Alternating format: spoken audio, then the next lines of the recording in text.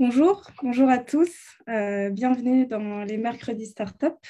Nous sommes le 8 décembre 2021 et avec Amira Boutouchent, nous vous accueillons pour parler de leadership et de croissance aujourd'hui. Bonjour Amira. Bonjour Khadija, je suis vraiment contente de faire ça avec toi aujourd'hui, même si bon, notre acolyte Kyle va nous manquer, mais malheureusement il n'a pas pu être parmi nous aujourd'hui. Donc je suis contente de faire ça avec toi. Bah oui, moi aussi. Dernière édition de l'année, c'est sympa aussi de se retrouver pour ça.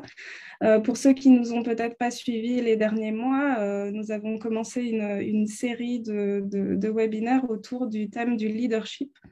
On a parlé de leadership et de gestion des talents, donc de coaching. On a parlé de leadership et de santé mentale, de l'importance de prendre soin de soi en tant que fondateur, en tant qu'entrepreneur. Et puis, dernièrement, on a aussi parlé de leadership et de gouvernance et de l'importance de bonnes pratiques en gouvernance. Alors aujourd'hui, on termine la série en parlant de leadership et de croissance. Qu'est-ce que ça veut dire croître pour un fondateur et comment le leadership peut aider pour cela. Amira, on accueille qui aujourd'hui? Bah, écoute, on accueille notre cher Guillaume qui devrait être parmi nous. Il va activer sa caméra. Voilà. Et on a aussi avec nous notre cher Virgile, qui, je pense qu'il n'y a pas mieux que de les laisser eux se présenter plutôt que moi dire des choses et de risquer de me tromper. Guillaume, est-ce que tu peux y aller? On te laisse te présenter quelques minutes. Oui, avec plaisir. Alors, bonjour tout le monde. Je m'appelle Guillaume, Guillaume Parent, président et cofondateur de Galéa. Donc, Galéa, c'est quoi? C'est une galerie d'art en ligne. C'est un réseau de lieux d'exposition. Notre but, c'est vraiment de permettre à l'art qu'il soit vu. Donc, d'aider les artistes en art visuel, allant de la peinture à la photo, à l'art digital, à pouvoir donc générer des revenus de leur art ou de leur création, mais également pouvoir les exposer dans le quotidien des acheteurs potentiels, donc dans des restaurants, des hôtels, des bureaux d'affaires, pour que les gens puissent davantage s'imprégner de la culture, mais également puissent l'acheter directement via une plateforme web. Bienvenue. Merci d'avoir accepté de faire ça avec nous. C'est un Et plaisir, Virgile. merci. Donc, à mon tour, Gilles. Bonjour, Virgile Olivier. Je suis le cofondateur et président de Livescale. Donc, Livescale, on a une plateforme de live shopping. Donc, on permet en fait aux marques de créer, opérer des événements de live shopping sur l'ensemble de leurs médias, sites internet, réseaux sociaux. Le live shopping, c'est quoi? C'est une toute nouvelle expérience d'achat qui vraiment cartonne en ce moment, malheureusement à cause de la pandémie, mais heureusement pour nous, et qui permet en fait aux marques donc, de faire un événement live, un peu comme ce qu'on est en train de faire ici, où les gens peuvent interagir par du chat, des quiz, des sondages, des jeux concours, mais surtout acheter à l'intérieur de l'événement tous les produits qui sont présentés en quelques clics. Et c'est quelque chose qui connaît une croissance fulgurante donc un peu partout dans le monde, mais qui est un phénomène très populaire en Asie, particulièrement en Chine, depuis presque 10 ans maintenant, et qui permet vraiment à la fois aux marques de faire mieux connaître leurs produits, d'être beaucoup plus, parce que c'est live, d'interagir avec des gens qui peuvent avoir des renseignements, voir une démonstration, et aussi à toute la communauté, on va dire, plus des influenceurs, d'arriver en fait avec une nouvelle expérience qui permet à leur audience, plutôt que de renvoyer vers des liens d'affiliation ou des sites web, vraiment de créer une expérience au complet qui emmène toute l'audience généralement ailleurs. Écoute, très intéressant. On va avoir quelques questions pour toi par rapport à ça, Virgile. Mais comme l'a très bien dit Khadija, aujourd'hui, on va explorer les termes de tout ce qui est leadership et croissance dans le domaine entrepreneurial. Donc, si on commence par le leadership, moi, j'ai une première question pour vous qui est assez simple. Mais ça veut dire quoi le leadership pour vous? On a l'impression qu'il y a tellement de définitions différentes. C'est comment vous interprétez ça, comment vous vivez ça? Que ce soit vous individuellement ou avec vos compagnes. C'est une bonne question. Tu veux commencer, Virgile, ou tu veux que... Vas-y, je t'en prie. Parfait. Honneur aux artistes. Je vais briser la glace. Pour moi, le leadership, c'est quoi? Je pense que c'est d'être capable de guider, un peu d'inspirer aussi. Je pense que le leadership veut dire qu'il y a une notion de groupe qu'on est amené à essayer d'amener de l'avant. Donc, pour que le groupe puisse aller dans la bonne direction, il faut être capable de prévoir un peu quelles sont les embûches potentielles à venir, donc d'avoir une certaine qualité ou expérience, d'être capable de voir un peu les choses en grand, puis d'être capable après ça d'inspirer les gens à aller dans la bonne direction et de nous suivre. Donc, le mot leadership, il y a une partie, le mot ship, c'est bateau. Est-ce que c'est comme de mener un bateau à bon port, puis il y a peut-être une certaine notion aussi sur laquelle on peut se relier. Ouais, je suis tout à fait d'accord avec ce que tu dis, John. Pour moi, le leadership, ça va même au-delà. Pour moi, c'est vraiment ce qui guide les interactions au sein d'une communauté. Donc, le leadership, moi, je dis toujours, c'est pas top-bottom, c'est pas descendant, c'est pas des grands leaders. Le leadership, c'est vraiment à l'intérieur de la communauté. Et donc, c'est être vraiment capable de travailler ensemble, de se nourrir les uns les autres, de se faire grandir les uns les autres. Et c'est sûr que le côté aspirationnel et d'être capable de partager dans le cadre d'une startup, mais ça s'applique aussi dans une grande entreprise, toute une communauté autour d'une vision, d'un objectif et que tout le monde puisse contribuer de façon à la fois efficace pour l'entreprise, mais satisfaisante pour soi-même et d'être capable de combler, on va dire, ses besoins et ses aspirations, c'est quelque chose de très important. Et c'est sûr que le leadership, on l'a vu dans ces 10 dernières années, notamment dans la sphère tech, a pris beaucoup d'importance parce qu'aujourd'hui, il y a ce besoin d'être capable d'emmener une communauté, notamment dans des entreprises où la croissance est forte et rapide, parce que le leadership, c'est aussi ce qui amène de la cohérence, et la cohérence qui part autant du recrutement que jusqu'au résultat d'affaires. C'est intéressant la notion que tu mentionnes au niveau de la communauté, parce que c'est justement, tu sais, le leadership, c'est d'avoir des gens, c'est d'être à l'écoute, puis la vision où est-ce qu'on s'en va est basée sur ces interactions-là. Ça doit venir de cette communauté-là, puis d'un peu un effort de groupe. Donc, je suis 100% d'accord avec toi. Basé sur ce que vous venez de dire tous les deux, ce serait quoi les outils d'un leader aujourd'hui? Vous avez touché tous les deux différents points, mais ça serait quoi un petit peu l'éventail d'outils qu'un leader devrait avoir aujourd'hui? Et aussi, moi, je distinguerais un leader personnel, mais une entreprise leader aussi dans un domaine. Comment on allie les deux? Alors, je pense que c'est une question sur laquelle il y a beaucoup de réponses. Déjà, le leadership, ça part par soi-même. C'est déjà se connaître soi-même. On ne peut pas être un bon leader si on ne se connaît pas, on ne connaît pas ses aspirations, ses capacités, mais surtout ses limites. Je pense que c'est le plus important de connaître ses limites. Le deuxième élément, ça prend une boîte à outils. Il y a beaucoup de théories de leadership qui existent sur le marché, j'ai envie de dire, parce que c'est devenu un marché aussi, le leadership. Moi, en ce qui me concerne, je veux dire, tout ce qui a trait à l'école, ce qu'on appelle l'école de Palo Alto, ou l'intelligence émotionnelle, moi, sont des choses qui viennent driver un petit peu la façon dont je conduis l'entreprise et la façon dont j'essaye d'aider mes équipes aussi à progresser au quotidien, parce que le leadership permet autant de progresser dans son quotidien professionnel que personnel.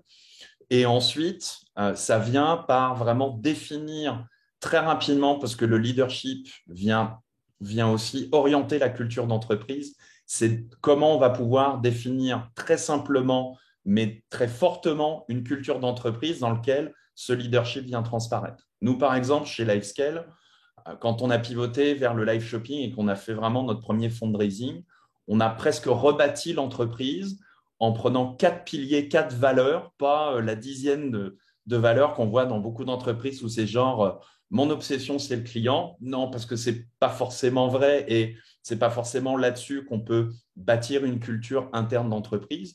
Mais le leadership, c'est vraiment des outils qui doivent rester très simples, très compréhensibles à tout le monde. Et l'élément clé aujourd'hui dans le leadership, c'est l'empathie. Donc, c'est comment je suis capable de me mettre au niveau de l'autre, de comprendre comment il fonctionne, de comprendre ses aspirations pour établir une relation qui devient un lien de confiance. Parce que quand ce lien de confiance est fort, surtout dans une startup, c'est là qu'on ne peut pas dire quelque chose qui va aller très loin et qui va grandir très vite. Oui, puis je pense que justement, tu viens de mentionner, Virgile, au niveau c'est les gens puis les relations. Je veux dire, c'est extrêmement important d'être capable de comprendre ces connexions-là puis d'être capable de les écouter. Puis c'est aussi, on a mentionné au niveau des limites. Donc, c'est de savoir un peu, savoir s'écouter, savoir quelles sont nos limites autant personnelles que pour l'équipe, mais d'être aussi capable de se demander est-ce que ces limites-là, des fois, elles devraient être repoussées un peu? Est-ce qu'elles doivent être challengées? Et c'est des fois ces moments-là qui vont nous permettre d'aller à un autre niveau puis de pouvoir évoluer aussi. Fait que je pense qu'à travers nos limites, des fois, il faut aussi être capable de se poser les bonnes questions.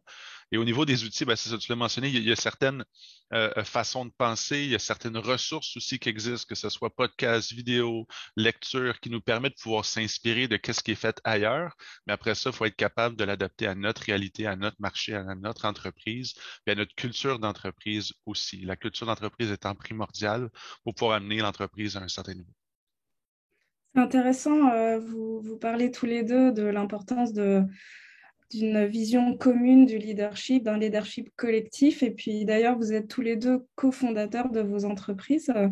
J'aimerais savoir aussi comment vous avez construit ce leadership commun avec vos cofondateurs et comment ça a inspiré le leadership et la culture de votre entreprise. Je pense que chez Galéa, on est donc, si je peux me permettre, on est trois cofondateurs. Donc, il y a moi-même, Guillaume, il y a Lindsay Chang, qui est cofondatrice et directrice d'opération, et Mike Olson, qui est notre secrétaire général, qui est en charge des finances et des ressources humaines. Puis je pense que plus que jamais, on est extrêmement aligné au niveau de la vision et la mission. Puis ça, c'est important parce que lorsqu'on prend des décisions au niveau d'où est-ce qu'on s'en va avec l'entreprise, tout en sondant tout le temps notre équipe, les gens ils se sentent en confiance autour de ça, puis ils disent OK, il y a eu de la consultation, on sait où est-ce qu'il s'en va, puis il y a plusieurs aussi, on est amené à avoir différents niveaux d'expertise dans différents champs d'activité, ce qui fait en sorte que c'est extrêmement complémentaire. Et donc, je pense que ça, justement, au niveau du leadership, d'être aligné au niveau de la mission, de la vision, de savoir où est-ce qu'on veut aller, puis aussi être amené à questionner constamment, nous remettre en question en tant que leader, je pense que c'est important parce qu'on n'a pas la vérité infuse, mais aussi d'être capable d'aller chercher l'information au niveau des différents départements, des différentes équipes à l'interne, qui eux aussi sont amenés à vivre cette expérience-là au quotidien avec nous. Oui, je suis d'accord avec toi, John. Et moi, je rajouterais vraiment cette dimension communautaire. Moi, je dis souvent, chez Lifescale, on n'est pas une entreprise familiale, on n'est pas une bande de copains, on est une meute de loups.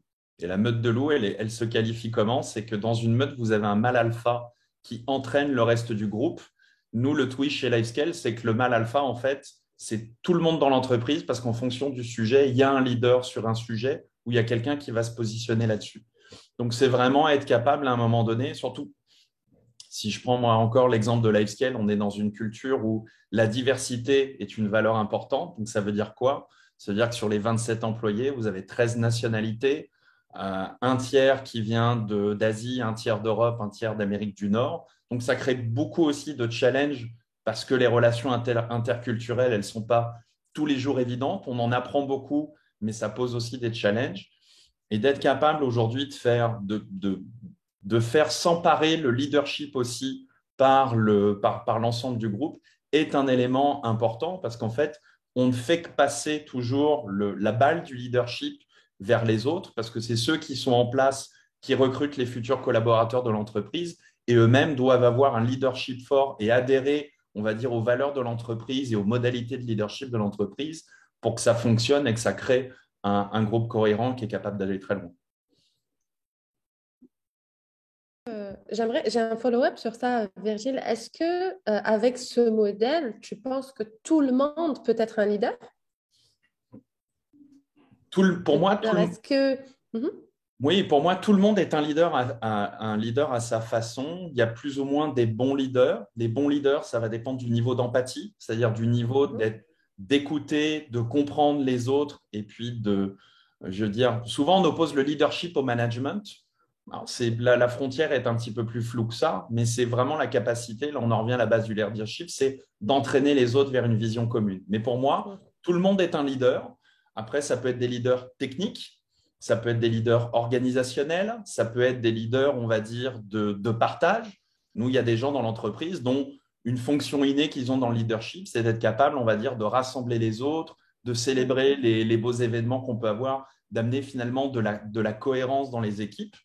Mais pour moi, tout le monde peut être un leader. Et de toute façon, être un leader, ça s'apprend. Moi, Pour vous faire une confidence, il y a très, très longtemps, quand j'ai commencé à m'intéresser au sujet, j'ai fait un test d'empathie. Je me disais, bon, je suis dans une fonction un peu commerciale, je dois être un super leader. J'étais catastrophique, mais vraiment catastrophique. Donc, très loin de l'image que je pensais renvoyer ou que j'avais de moi-même. Et j'ai appris à devenir un leader. Et aujourd'hui, je sais qu'un des éléments qui est important, pour moi, et c'est ce que disait aussi John, c'est la lecture, la formation, choisir un peu son modèle de leadership, parce qu'il y a beaucoup de méthodes. Et un élément qui est très important, c'est d'être coachable, donc d'être capable aussi, même quand on est un leader, peu importe l'importance que l'on se donne ou que les autres nous donnent, c'est toujours rester à l'écoute de tout le monde et de continuer à apprendre et de prendre les bons conseils et d'être capable de les exécuter de façon à continuer à enrichir son leadership. Parce que finalement, c'est un voyage, c'est un parcours. Il peut y avoir un début, mais il n'y a jamais de fin parce que ça fait partie d'une progression constante. Puis, Alors justement, si c'est une qualité, une particularité, le leadership qui peut s'apprendre, comment, selon vous, on peut l'acquérir? De quelle manière? mais il y a un élément super important que Virgile a mentionné, puis pour faire un lien avec ça, en fait, on prend souvent pour acquis que le leadership veut dire davantage, ou on le relie souvent à l'aspect de management, mais il y a aussi des leaders techniques. Donc, dans une organisation, des gens qui peuvent être amenés à monter des échelons, gérer des équipes, mais il y a des gens qui, à l'instar de ça, peuvent des experts de leur domaine, puis ne pas nécessairement être amenés à avoir des ressources qui vont être amenés à gérer, mais à devenir une ressource interne qui est un expert de son industrie, de son filon, quand on pense au développement web ou à d'autres facettes d'une entreprise. Et ces gens-là, par leurs actions, par l'innovation qu'ils vont amener, vont devenir des leaders en soi à même l'organisation. Donc, ça aussi, je trouve que c'est super important. Et au niveau, donc, en lien avec la question que tu as demandé, donc, peux-tu répéter, excuse-moi, exactement, là? Je me Oui, suis un peu c'était perdu, mais... dans la même ligne que vous disiez que tout le monde peut être leader et justement, c'est donc une qualité qu'on peut acquérir. Mhm. On a parlé de coaching, mais quelles sont les manières justement d'être un meilleur leader? Quels sont les outils? Mais je pense qu'à la base, il faut aussi avoir peut-être une certaine envie d'être un leader, ou du moins, des fois, ça se peut qu'on soit mis dans un contexte ou une situation où est-ce qu'on n'a pas nécessairement le choix d'essayer de s'élever ou d'élever les gens autour de nous, mais ça prend toujours aussi un certain désir. Maintenant, au niveau des outils, je pense que l'environnement, l'écoute, les gens qui sont autour de nous, c'est primordial. Puis, tu sais, j'écoutais il y a pas trop longtemps une conférence de Dominique Gagnon de Connect and Go qui mentionnait que aujourd'hui, en fait, en tant qu'entrepreneur, il est amené à avoir accès à plusieurs ressources de mentorat, mais qui est également amené aujourd'hui à pouvoir fournir ou du moins mettre en relation certains mentors avec des ressources humaines de son équipe. Puis je trouvais le modèle fantastique. C'est une chose que justement on a implémenté chez Galéa. On voyait des gens à l'interne qui avaient un réel désir de devenir davantage des leaders, soit au niveau des connaissances, au niveau management. Et donc, certains de nos employés aujourd'hui sont amenés aussi à avoir des mentors, qui sont amenés à rencontrer avec une certaine fréquence, puis que ça leur permet de se challenger, d'avancer, puis de devenir des leaders à même le département. Fait que je pense que d'être à l'écoute, puis d'être capable de voir un peu quels sont les besoins, puis après ça, d'être capable de fournir les ressources pour les personnes en question, pour pas seulement s'élever en tant qu'individu, mais en tant qu'entreprise, parce que l'entreprise essentiellement est composée de l'ensemble des individus, et donc je pense que ça doit commencer, puis ça doit définitivement mettre l'emphase sur l'aspect de la communauté, puis de donner les bonnes ressources au bon moment.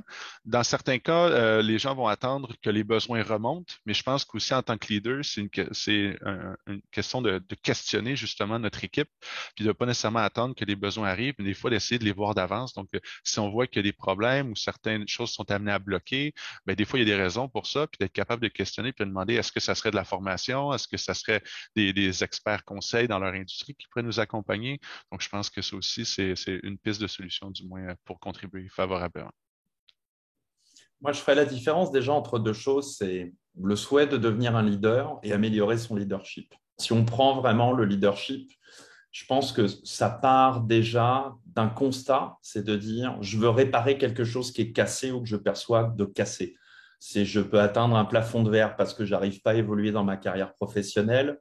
J'ai des fois du mal avec les autres parce que j'ai parfois des convictions fortes que les autres ne partagent pas ou que j'arrive pas à faire partager. Donc c'est ce besoin un peu de résoudre quelque chose qui est cassé, qui est souvent l'élément déclencheur pour prendre conscience Et on se rend rapidement compte qu'en fait, c'est cette notion de leadership, cette notion d'emmener les autres et de convaincre les autres.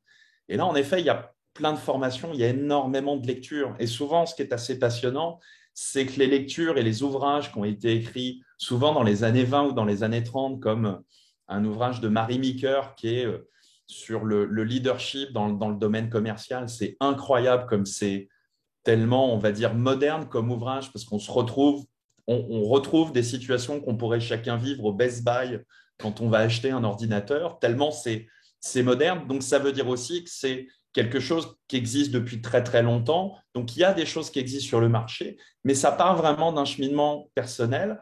Et ce cheminement, il n'est pas toujours évident parce qu'on peut s'entendre dire des choses et puis ça peut remettre, on va dire, en cause certains éléments de soi. Mais généralement, quand on arrive à développer son leadership, on en retire beaucoup plus de satisfaction dans son quotidien parce que justement, on est beaucoup plus animé par des sentiments positifs, même si ça demande un travail sur soi et puis un peu de méthode et de rigueur pour ne pas repartir, on va dire, dans ces vieux mécanismes. Donc, c'est pour ça que c'est toujours cette notion de parcours, mais ça part avec la volonté de dire je veux faire mieux, je veux devenir meilleur, et parce qu'aujourd'hui, je suis peut-être malheureux ou pas efficace, je sens que je pourrais faire mieux, mais j'y arrive pas. Donc, ça part vraiment de ce constat-là, et ensuite des outils, il y en a énormément qui existent sur le marché.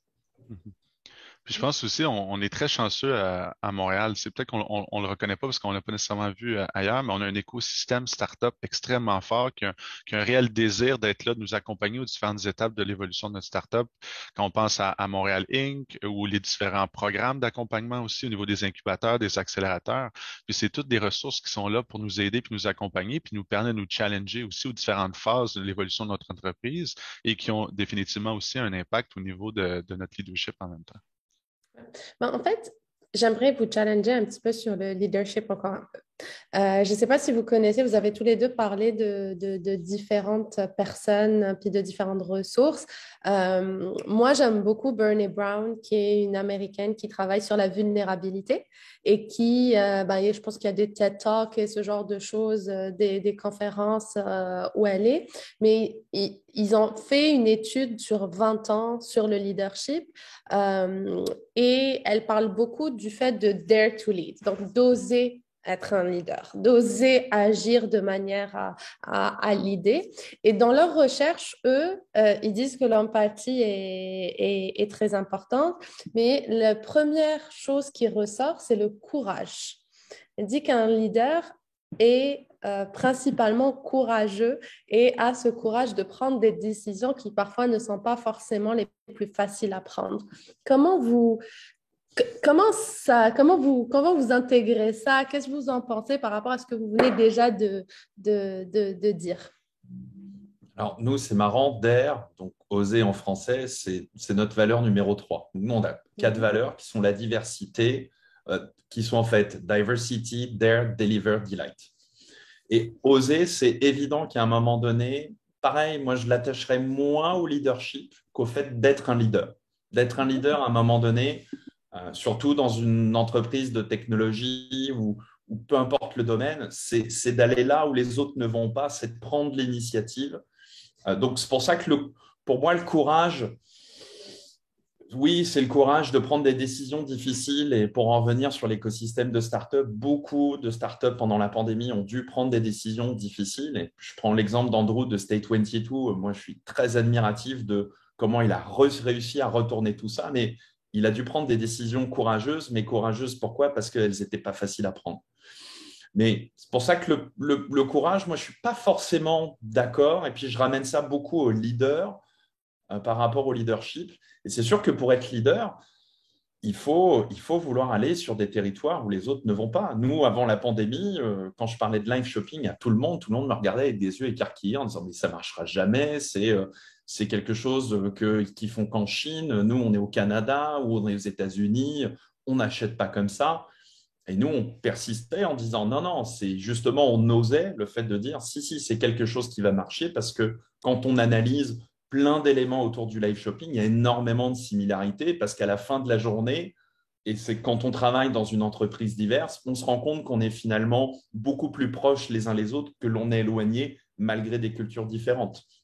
Donc, le courage, j'ai envie de dire, c'est tout relatif. Par contre, oser, et même en leadership, ça s'applique autant que pour un leader, c'est évident parce que si on ne pense pas out of the box en bon français et qu'on cherche à reproduire en fait des solutions, des choses qui se font sur le marché, que ce soit des compétiteurs ou des clients, bah, la différenciation, qui est un élément important dans la startup, que ce soit la différenciation dans le produit, dans mon action commerciale, dans le management, le leadership, va être un élément clé qui va faire on va dire, le petit plus pour la startup qui va lui permettre on va dire, de grandir là où les autres vont peut-être rester bloqués à l'étape où ils en sont aujourd'hui.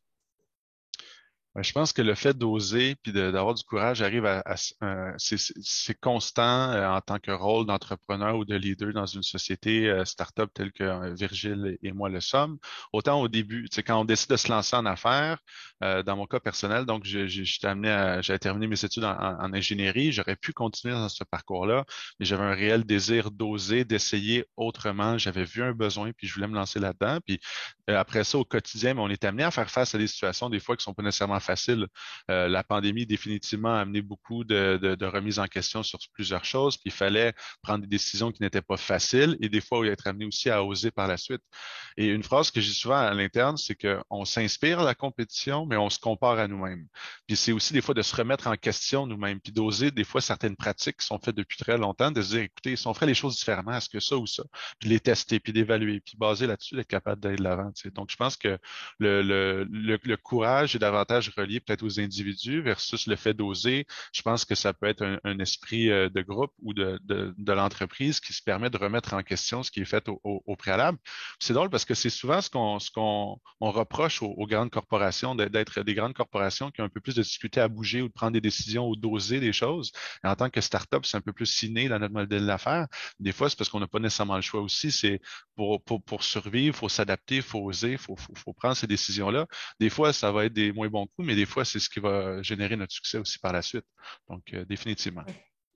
On a une question que je vais vous lire si vous voulez réagir et si vous êtes au courant ou pas, mais sinon je vais y réagir, qui est: si oser et le courage sont des grandes caractéristiques du leadership, pouvez-vous parler du leader et CEO de Better.com qui a mis à la porte plus de 900 personnes par Zoom via une conférence live en les traitant pas très, très bien, je dirais.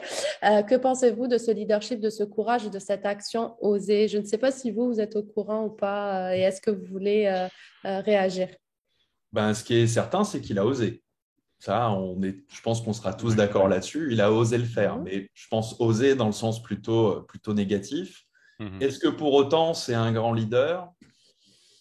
C'est dur parce qu'on voit on ne voit que la conséquence de son acte. On ne sait pas ce qu'il y a derrière, le pourquoi du comment. Et je veux dire, il a fait ça, mais d'autres entreprises l'ont fait. Uber l'a fait récemment aussi, il n'y a pas très longtemps. Beaucoup d'autres entreprises. Je pense que là, c'est au-delà de est-ce que c'est du courage ou oser, ou est-ce que c'est pas plutôt autre chose qui est une nouvelle pratique, pour le coup, de management et de gestion des ressources humaines, qui est de dire, en pandémie, on est tous sur Zoom, on recrute des gens sur Zoom, donc pourquoi on ne terminerait pas les gens sur Zoom? Je pense que c'est plus l'évolution des pratiques de ressources humaines qui sont en train d'arriver, qu'on peut considérer heureuses ou malheureuses, mais malheureusement, c'est des choses qu'on verra de plus en plus avec des entreprises. Par contre, ce que ça traduit en termes de leadership, c'est qu'on peut imaginer qu'à l'intérieur de l'entreprise, la notion humaine et empathie, elle ne doit pas être très, très élevée. Ça, c'est une certitude. Parce que moi, de ce que j'ai compris, c'est que les gens sont arrivés au call, ont été licenciés sur le champ immédiatement, sans avoir une préparation en amont, sans avoir forcément des discussions en aval. Ça, pour le coup, c'est un manque d'empathie. Donc là, c'est un manque de leadership. Mais de licencier 900 personnes d'un coup sur Zoom, très dur à dire. Je pense que la question n'est pas de les licencier sur Zoom ou pas. Je pense que c'est plus la manière dont ça a été fait parce qu'il a quand même utilisé des mots assez durs de ce que j'ai lu, mais il s'est excusé. Déjà. Et puis, moi, je dirais qu'on peut aussi le voir de l'inverse. C'est peut-être qu'il n'a pas osé faire les choses différemment. peut-être que c'est parce que tout le monde le fait comme ça qu'il n'a pas eu le courage de faire les choses de manière plus empathique. Moi, je le vois aussi un petit peu comme ça en disant c'est facile de le faire comme ça, de juste allumer un Zoom, dire écoutez, c'est bon, vous êtes tous virés. Pour moi, c'est pas oser grand-chose, c'est pas avoir beaucoup de courage, mais de se dire je vais prendre le temps de traiter mes employés avec un peu plus d'empathie et je vais avoir le courage d'y faire face aussi et donc de leur annoncer les choses d'une manière un peu plus, je dirais, humaine.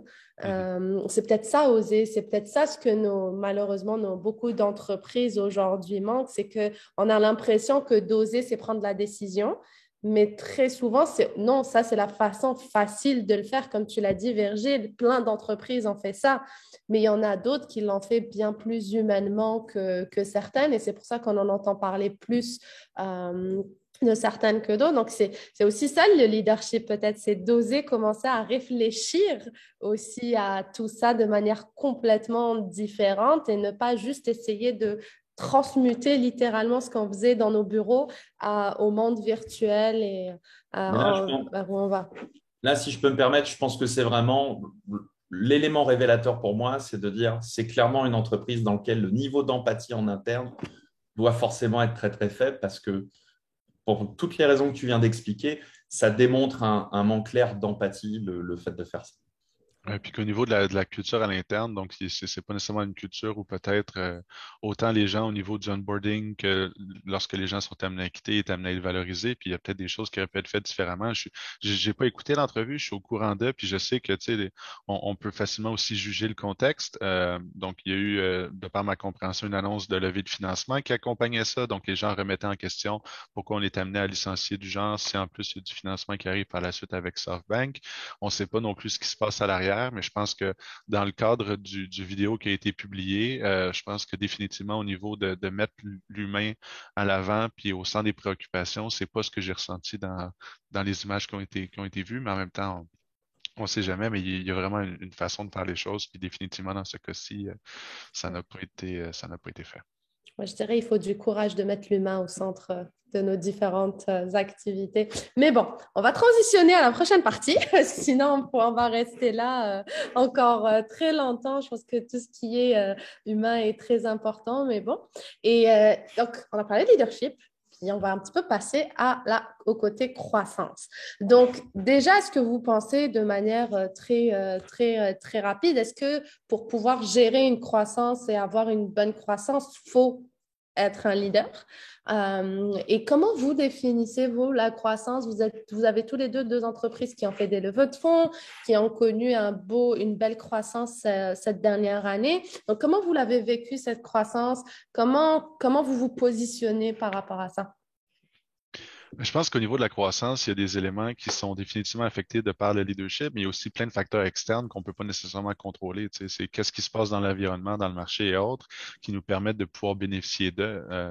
Mais c'est aussi donc au niveau de comment on peut définir la croissance. Ça peut être autant avec des KPI bien précis, tu sais, dans notre cas, donc le nombre d'artistes, le nombre de lieux d'exposition, le nombre de transactions, mais c'est aussi au niveau de la notoriété qui peut être important aussi. Puis, tu sais, en tant que startup technologique qui va chercher du financement, mais le but, c'est pas non plus de favoriser des revenus à court terme au profit de la vision ou de où est-ce qu'on s'en va. Donc, c'est d'être capable d'avoir, oui, des métriques pour être capable de la quantifier, cette croissance-là, mais en même temps, au niveau du leadership, je pense que, tu sais, il y a plusieurs facteurs au niveau qui sont externes ou qu'on n'a pas nécessairement le contrôle dessus, mais c'est aussi le leadership va venir nous permettre d'être capable de favoriser les prises de décision ou du moins les réflexions en lien avec les opportunités externes à nous. Et là, c'est comment qu'on va être capable de les saisir dans le but de continuer à croître. Je pense que je suis capable de faire un parallèle là-dessus, ça.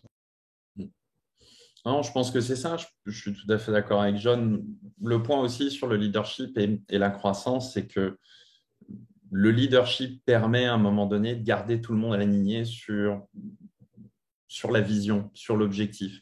Et ça, c'est important dans une startup parce qu'on fait en permanence, comme on dit, on construit l'avion en volant, donc on ajuste en permanence, on fait des changements en permanence et au bout d'un moment, on peut s'y perdre. Donc, pour ne pas s'y perdre, c'est là où le leadership, mais pareil, c'est le leadership à travers toute l'entreprise, que ce soit du haut, des niveaux intermédiaires, tout le monde, qu'on reste aligné sur la bonne vision pour savoir pourquoi on fait ce qu'on est en train de faire et dans quel but. C'est des choses qui sont importantes parce que sinon, on peut vite se perdre dans des détails ou à un moment donné, ne pas voir certaines choses.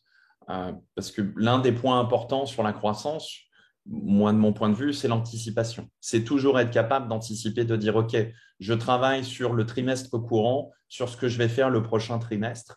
Et ça, c'est un élément clé parce que si on aborde un sujet au moment où il arrive, eh ben, souvent, on va avoir soit une exécution de mauvaise qualité, soit on va être complètement pris de court et puis du coup, on va potentiellement louper des opportunités, faire quelque chose, on va dire, de pas réussir en bout de ligne.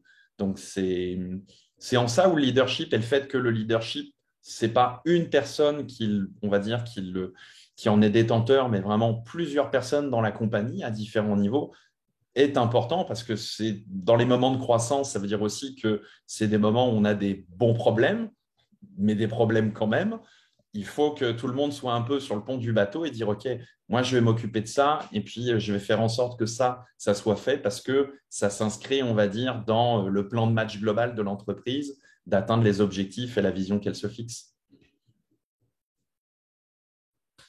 Effectivement, tu as parlé d'anticiper.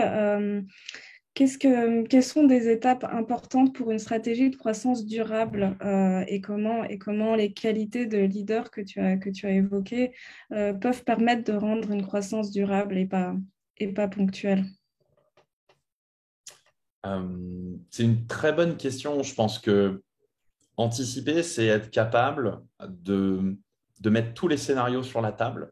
Moi, je dis souvent en interne, c'est d'être capable d'écrire des synopsis, de dire s'il se passe ça, qu'est-ce que je dois préparer pour vraiment être capable d'anticiper un peu comme un arbre décisionnel tout ce qui peut se passer par rapport à une situation, ce qui fait que quand la situation se produit, on est capable d'exécuter très rapidement parce que on a un mini plan de match, mais des fois, le mini plan de match, ça fait juste 2 lignes de dire il faut que je fasse telle action si jamais tel événement se produit.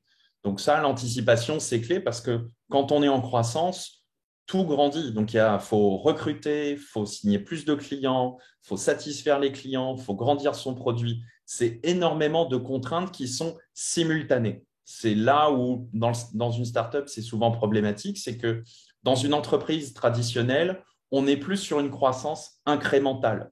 Donc, on augmente son chiffre d'affaires, ses équipes, tout est proportionné. Et là, l'exécution, quand elle est bien maîtrisée, se passe bien. Dans une startup, tout peut être explosé. Demain, Guillaume peut arriver avec Christie's qui dit « J'adore ce que vous faites, on veut scaler votre business avec 1000 clients. » Ça, c'est un événement que tu es obligé d'anticiper et que tu es obligé de dire « OK, comment je vais l'exécuter ou comment je peux anticiper l'exécution ?»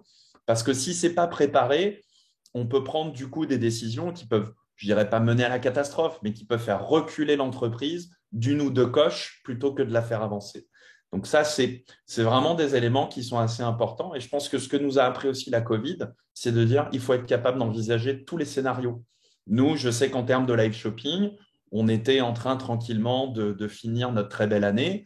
Et puis, juste avec l'apparition du nom Omicron comme variant de Covid, on a tout d'un coup le nombre de leads qui a re-explosé par 3, juste parce que des clients se sont dit « Ah, il y a un nouveau variant qui arrive, mon commerce va bientôt fermer, il faut que j'accélère sur ma transition numérique et il faut que j'accélère sur le fait de faire du live shopping. » Donc, tout ça, c'est des choses qu'on doit être capable, sur lesquelles on doit être capable de s'emparer. Et nous, par exemple, par rapport au Covid en particulier, c'est des choses qu'on a mis sur la table en disant si jamais il y a un nouveau variant qui arrive, voilà les impacts que ça aura, voilà comment il faut se préparer. En rebondissant sur ça, Virgile, excuse-moi Guillaume, mais j'aimerais vraiment rebondir sur le fait que la COVID fait que l'environnement est beaucoup plus risqué. Qu'est-ce que vous avez fait concrètement chez LiveScale? C'est quoi les mécanismes que vous avez mis en place pour gérer votre croissance dans cet environnement risqué, sachant qu'une hypercroissance apporte son lot de risques aussi. Donc, c'est quoi les mécanismes concrets ou les conseils concrets que tu donnerais à d'autres entrepreneurs dans la même position? Alors là, je vais rebondir sur ce que disait Guillaume tout à l'heure. Je pense que c'est un peu cette notion de leap of faith. C'est un peu le saut de la foi. Vous êtes dans Indiana Jones dans le troisième épisode où il doit traverser un cratère et il n'y a pas de pont. En fait, il y a un pont, c'est juste qu'on ne le voit pas. C'est obligé de dire, est-ce que j'y vais ou pas? Donc, d'avoir suffisamment de KPI et de métriques, donc de se dire, par rapport à ce que j'ai mesuré, je sais que ça va dans la bonne décision et je dois être capable de prendre la bonne action. Parce que pareil, il y a tellement de choses. Une forte croissance, ça veut dire qu'il faut recruter plus vite, il faut onboarder plus vite, il faut être capable de répondre potentiellement à une demande qui est beaucoup plus diversifiée que son cœur de client. Donc, comment je suis capable d'adapter mon marketing, mon discours, éventuellement mon produit pour servir les différentes opportunités, ça va très, très, très vite. Donc, c'est à un moment donné, le fait de dire, je fais un peu ce saut de la foi et j'y vais avec suffisamment de conviction et de métrique. C'est toujours cet équilibre entre le pilotage par les chiffres et le gut feeling. Qu'est-ce que me dit mon instinct et qu'est-ce que me dit l'instinct de mon équipe qui dit oui, oui, ça, je sais qu'on a telle typologie de clients, ils veulent faire telle chose, il faut qu'on aille dans ce sens-là.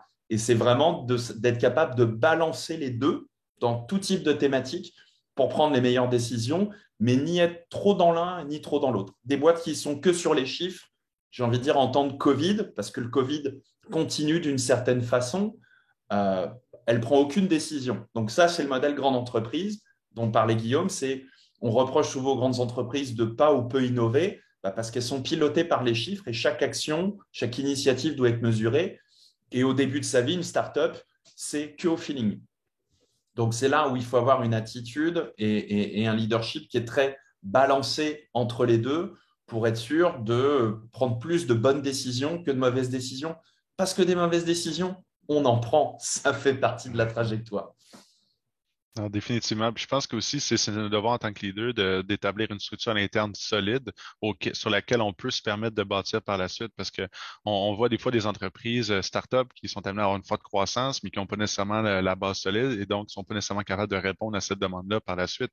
On parlait tantôt le fait d'anticiper ou d'être capable de. Je pense que l'anticipation, c'est presque un muscle, tu sais, qui se travaille au fil du temps. Puis le plus tôt qu'on incorpore ça dans notre start-up ou dans notre entreprise, ben, on est amené à pouvoir la tester avec les défis qu'on vit à ce stade-là de croissance. Et au fur et à mesure qu'on est amené à évoluer en tant qu'entreprise, davantage d'employés, davantage de clients, davantage de pays desservis, ben, cette anticipation-là est capable d'évoluer au même rythme et on est capable de regarder différents scénarios qui pourraient arriver et qu'est-ce qui pourrait être la conséquence donc au niveau des arbres décisionnels, par exemple, que Virgile mentionnait. Fait que je pense que c'est important d'avoir une base solide sur laquelle on est capable d'évoluer par la suite, ce qui nous permet, lorsque les situations telles qu'on l'a vécu avec la pandémie, d'être capable des fois de se remettre en question puis de réagir parce qu'on a l'assurance ou une certaine assurance qu'on bâtit sur une base fertile qui va nous permettre de pouvoir se déployer notre plein potentiel à ce moment-là.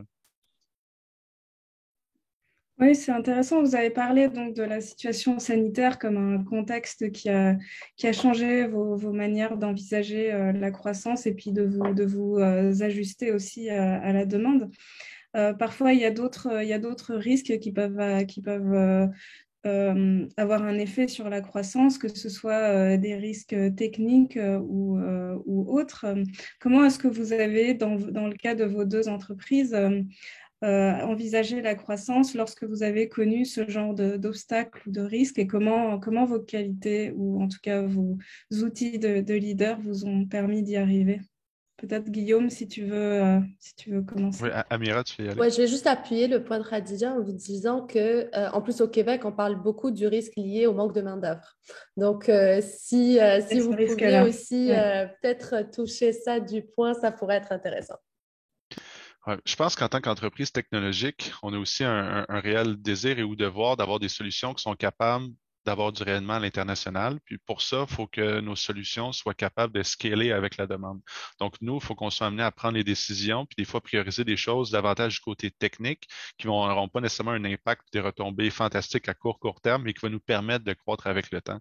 Si on parle souvent des différents risques au niveau des ressources humaines, définitivement, ça, c'est sûr que c'est un enjeu ici au niveau du recrutement. On voit de plus en plus des gens qui recrutent à l'international également.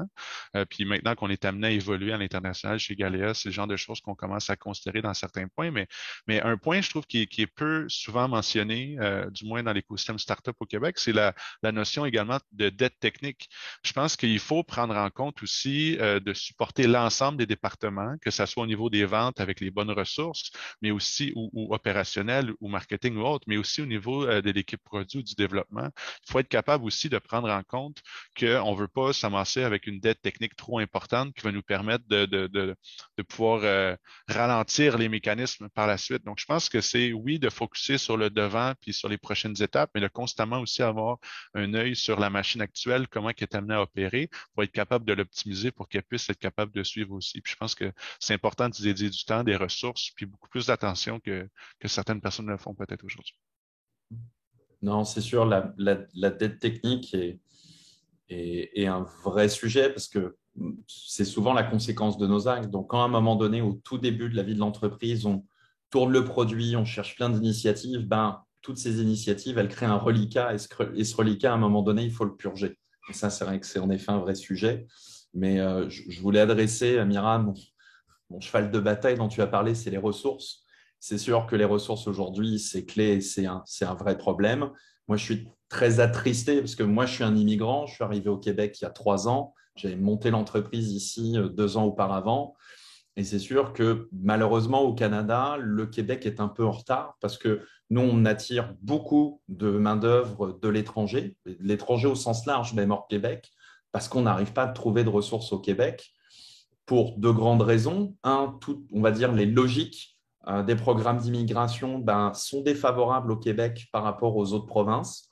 Moi, j'ai des cas très concrets de gens qui ont commencé chez moi, qui sont partis 2 semaines après en disant moi, je sors de l'université d'Ottawa, je viens d'apprendre qu'en fait, la résidence permanente, ça prendrait 2 ans au Québec, alors que 6 mois à l'Ontario. Du coup, je suis obligé à contre-cœur de partir pour m'installer en Ontario. Ça, c'est un fait. Et malheureusement, j'ai peu entendu, on va dire, de réponses concrètes au niveau gouvernemental là-dessus. Et puis ensuite, il y a un deuxième événement dont on ne mesure pas encore les conséquences. C'est qu'avec le télétravail qui se met en place, qui est devenu maintenant une norme mondiale, hormis dans certains pays très spécifiques comme le Japon, par exemple, mais sinon, c'est une norme mondiale. Ça veut dire que toutes les grandes entreprises qui étaient notamment concentrées dans la Silicon Valley mettre en place des nouvelles politiques de recrutement où aujourd'hui elles disent moi c'est simple, un ingénieur, un bon développeur, je vais le payer 300 000 US dans la vallée. Il y a des très bons développeurs au Québec et à Montréal. Je prends le coût de la vie, j'enlève la différence de coût de la vie entre San Francisco et Montréal et je vais aller chercher des bons développeurs à Montréal à 180 000 $ canadiens qui feront la job, ils sont chez eux, ils sont très bien. Et ce qui fait que pour les entreprises locales, et on a besoin d'une économie locale, on a besoin d'une communauté qui est forte parce qu'on compétitionne avec beaucoup d'écosystèmes à travers le monde, autant aux États-Unis qu'en Europe, ça devient un vrai problème. Parce que quand vous êtes une start-up, surtout on va dire, dans les premiers cycles, donc tout ce qui est pré-amorçage, seed, série A, jusqu'à, on va dire, la série B, où ça va un peu mieux, mais même série A comprise, compétitionner pour recruter un bon développeur face à Facebook qui va peut-être payer 50%, 30 à 50% plus cher que vous pour ce développeur-là, ça va vite devenir compliqué. Donc, c'est sûr que la pénurie de talents, et là, je rejoins Guillaume sur ce point, c'est les talents techniques, mais c'est les talents produits, c'est les talents sales, c'est les talents marketing, c'est tous les talents. On a une vraie pénurie. Et de l'autre côté, on a un incroyable avantage, c'est que Montréal est hyper attractif à l'international, particulièrement pour, et encore même pas particulièrement pour n'importe quel, on va dire, talent qui se trouve dans le monde, que ce soit en Europe, en Amérique du Sud, en Amérique du Nord. Montréal a une superbe image. Et c'est vrai que moi, pour être immigrant, moi, je suis très bien à Montréal parce qu'il y a énormément d'atouts dans cette ville et puis plus globalement au Québec. Et on n'en profite pas. Et c'est dommage parce qu'à un moment donné, pour beaucoup d'entreprises, ça peut vite être une contrainte et je ne serais pas étonné, et ça sera un mauvais indicateur pour l'écosystème, qu'une start-up mature au Québec choisisse de s'installer dans une autre province juste à cause d'une pénurie de main-d'œuvre. Donc, de voir des entreprises partir à Toronto, à Waterloo, voire même à Vancouver, parce que là-bas, il y a beaucoup plus de facilité par rapport à la main-d'œuvre. Virgile, du coup, qu'est-ce qu'on peut faire en tant qu'écosystème pour mieux aider nos startups dans leur croissance? Moi, j'en avais déjà parlé avec les équipes de Bonjour Startup Montréal. Je pense qu'il faut qu'on ait un visa Startup Québec. Donc, comment les entreprises peuvent attirer des talents mondiaux, francophones ou non francophones, dans la volonté d'intégrer aussi des programmes de francisation, parce que nous, on a beaucoup d'étrangers qui font tous des programmes de francisation parce que le français est un pilier, on va dire, de l'assimilation culturelle ici. Et je pense qu'il faut qu'on ait quelque chose qui permette de nous mettre au moins au même niveau que les autres provinces canadiennes pour pouvoir compétitionner et de faire grandir l'économie avec de la main-d'œuvre qualifiée, des emplois qui sont bien payés. Je pense que voilà, ne serait-ce qu'une réponse aussi simple que ça, d'avoir un visa Startup Québec qui permet de nous mettre au même niveau que les autres provinces, on aurait déjà une solution qui nous permettrait de lutter à armes égales avec les autres provinces du Canada, là où aujourd'hui, on est fondamentalement désengagé. On pourra reprendre 1 heure, si vous voulez, de conférence où je vous raconterai mon propre parcours en tant qu'entrepreneur qui a immigré au Québec.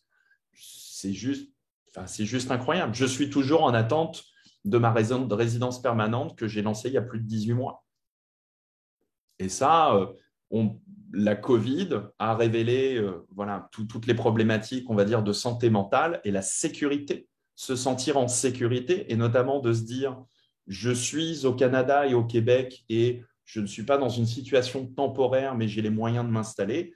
Pour beaucoup de travailleurs qui viennent à Montréal, c'est un élément clé. Et nous, c'est un des éléments qu'on a offert à tous nos employés, c'est de sécuriser leur parcours d'immigration pour s'assurer qu'ils puissent rester avec un permis de travail temporaire, puis une CSQ, puis une résidence permanente.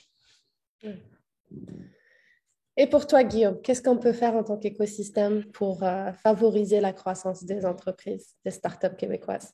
Ouais, je pense pour favoriser la croissance des startups québécoises, je pense qu'il y a déjà des bonnes actions qui sont mises en place aujourd'hui, tant au niveau de l'accompagnement et de l'écoute, parce que chaque startup, chaque compagnie est différente, puis une réalité différente, donc d'être capable de justement nous accompagner en fonction de notre stade, puis de où est-ce qu'on veut aller. On a tous des aspirations aussi qui sont différentes et propres à nous, mais c'est aussi de faire rayonner les bons coups dans un réseau qui est encore plus grand puis à l'international, parce que je pense qu'une des choses qui, à travers les programmes de startup que j'ai eu la chance de faire au niveau de mon parcours, c'est il y a eu un stade, un déclic à un moment donné où on voit souvent les entreprises ailleurs dans le monde, aux États-Unis, à Silicon Valley par exemple, puis on est amené à les mettre sur un piédestal parce qu'on voit, ils sont donc bien cool, ils ont donc bien du financement et autres, mais on est amené à compétitionner au même niveau. On a le même, tu sais, c'est une question d'avoir les aspirations, puis après ça, ben, on est capable de compétitionner contre eux, peu importe où est-ce qu'on est à travers le monde. Et donc, à partir du moment où est-ce qu'on a cette réalisation-là, ben, après ça, c'est être capable de nous donner les ressources puis le rayonnement pour continuer à le faire. Mais je pense que c'est donc de continuer à inspirer les entrepreneurs, qu'on puisse comprendre qu'on est accepté, qu'on est écouté et d'être valorisé aussi là-dedans. Puis donc, on l'a mentionné au niveau des ressources, au niveau des employés. La santé mentale est extrêmement importante. Je pense que c'est également un des sujets que vous avez déjà abordé avec les mercredis startup. Je pense qu'également peut-être avoir accès à des ressources tant au niveau du leadership team, mais aussi des équipes, s'il y a des rabais ou des choses comme ça, des programmes qui peuvent exister pour nous permettre d'être encore plus sains dans cette mentalité-là, parce que on s'entend que partir une entreprise de zéro, c'est pas le statu quo, c'est pas quelque chose qui est traditionnel. Donc, il y a extrêmement des remises en question, des défis qu'on est amené à vivre. Et donc, d'avoir peut-être davantage de ressources pour accompagner les entrepreneurs sur ce sujet-là, je pense que ça peut que faire du bien, puis ça va que bénéficier pour le futur. Juste 2 phrases pour aller dans ton sens, Guillaume. Je pense qu'en effet, il ne faut pas avoir peur au Québec de se dire on veut construire des startups qui ont un impact mondial ou une visibilité mondiale. Moi, je suis très libre d'en parler parce que je pense que 99% de nos clients, notre chiffre d'affaires est en dehors du Québec. Mm-hmm.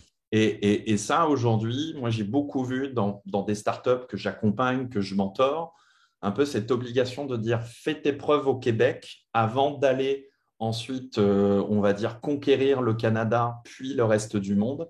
Et je pense que non, from day one, il faut se dire non, on veut monter des startups qui ont des ambitions internationales, surtout sur des secteurs, des métiers, des innovations où il n'y a pas de compétition, parce que des fois, cette étape de d'abord faire ses preuves au Québec peut prendre beaucoup de temps pour plein de raisons positives ou négatives avant d'aller à l'international. Et je pense qu'il ne faut pas avoir peur aujourd'hui des ambitions, parce que quand on voit des super startups qui sont devenues des grandes entreprises comme Lightspeed, qui sont nées au Québec, je veux dire, Lightspeed, aujourd'hui, c'est un fleuron québécois ou même Dialogue, parce qu'ils ont fait leurs preuves au niveau au moins du pays, mais souvent à l'international. Et je pense que ça aussi, c'est peut-être un petit changement dans le mindset. Et je parle de Montréal, mais ça doit être la même chose pour des startups qui sont à Sherbrooke, à Trois-Rivières ou à Québec. Il ne faut pas avoir peur. Et je pense que de penser global, ou tout du moins de penser zone, c'est-à-dire zone Amérique Day One, c'est important. Et que du coup, il faut que dans tous les acteurs institutionnels, ça se sente aussi peut-être un petit peu plus de prise de risque, parce que souvent la grosse différence, et comme dans Guillaume, on parle beaucoup avec des investisseurs, une des différences fondamentales qu'on voit aussi, c'est le fait de parier un peu plus, d'investir un peu plus sur la vision plus que sur les chiffres. Ça, je pense que c'est un petit biais culturel qui manque encore un peu dans beaucoup de régions du monde, que ce soit en Asie, en Europe du Sud. Les investisseurs ont passé ce cap, donc ils investissent beaucoup plus, donc avec plus de risques sur le long terme et la vision des entreprises et de leurs entrepreneurs. Et c'est sûr qu'au Canada, parce que c'est plutôt canadien, ça prendrait de dire, voilà, on veut vraiment y aller et vraiment challenger, parce qu'il y a des super champions en devenir, notamment au Québec.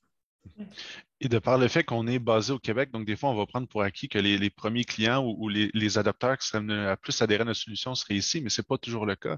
Puis on le voit dans certains cas aussi, des startups vont commencer à avoir un rayonnement à l'international dans d'autres territoires. Puis par la suite, ça va débloquer des portes ici au Québec parce que les gens voient les applications concrètes qui sont faites ailleurs. Puis par la suite, ils veulent l'adapter à leur solution. Et donc, ce que je vois aussi, ou un genre de conseil que je t'amenais à donner un peu à des entrepreneurs autour de moi, c'est donc, chez Galéa, notre but était de devenir et ça l'est toujours, le plus grand réseau de distribution d'œuvres d'art à travers le monde. C'est un statement qui est bold, qui est gros, mais ça a été amené à guider nos prises de décision puis nos actions qui nous ont permis d'arriver où est-ce qu'on est aujourd'hui. Et si à l'époque, on s'était limité à devenir le plus gros Québec, on aurait été peut-être un peu plus, on aurait eu un peu plus peur, on aurait pris moins de risques, etc. Puis il faut être capable de justement se dire, on peut prendre ce risque-là, puis voici nos ambitions. Et donc, tel que Virgile vient de mentionner, on dirait que des fois ailleurs dans le monde, cette aversion au risque-là est un peu plus déjà passée, puis ils sont prêts à encourager. Donc, peut-être d'avoir une certaine ouverture. Puis des fois, les solutions font pas toujours à 100% du sens, mais c'est d'y croire, puis d'essayer, puis on va s'adapter en cours de route. Eh bien, merci. Merci, Guillaume. En tout cas, on a bien compris la leçon du point de vue de l'écosystème. On a une belle feuille de route pour aider les entrepreneurs à rayonner, comme vous l'avez dit, c'est important, mais aussi à grandir, que ce soit au Québec ou à l'international. On a bien pris des notes de notre côté.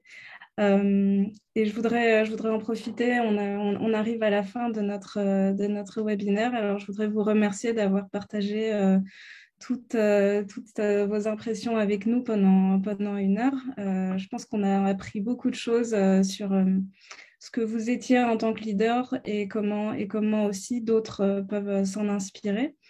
Nous aussi, on a appris beaucoup de choses. Amira, je pense que tu pourras écrire un billet sur le leadership après avoir animé toutes ces sessions.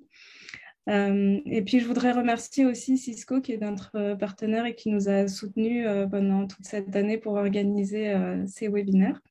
Amira, as-tu un petit mot pour la fin? Ben, merci à Guillaume et à Virgile, vraiment, c'était une discussion. Je pense qu'on aurait pu continuer encore longtemps. Oui. Différents sujets où on aurait pu creuser puis aller bien plus loin. Mais merci d'être avec nous pour clôturer cette année de Mercredi Startup. Et puis à toutes les personnes qui nous écoutent, merci d'avoir été avec nous. Puis on se retrouvera en 2022. Effectivement, toute l'équipe de Bonjour Startup, on travaille fort sur la version 2022 des Mercredis Startup et on vous en dira bientôt plus. En attendant, on vous souhaite, même s'il est encore un peu tôt dans le mois, mais on vous souhaite quand même de belles fêtes de fin d'année. Et merci Guillaume, merci Virgile, merci Amira. Merci tout le monde pour cette opportunité et joyeuses fêtes à tous. Merci. Bye bye. Bye bye.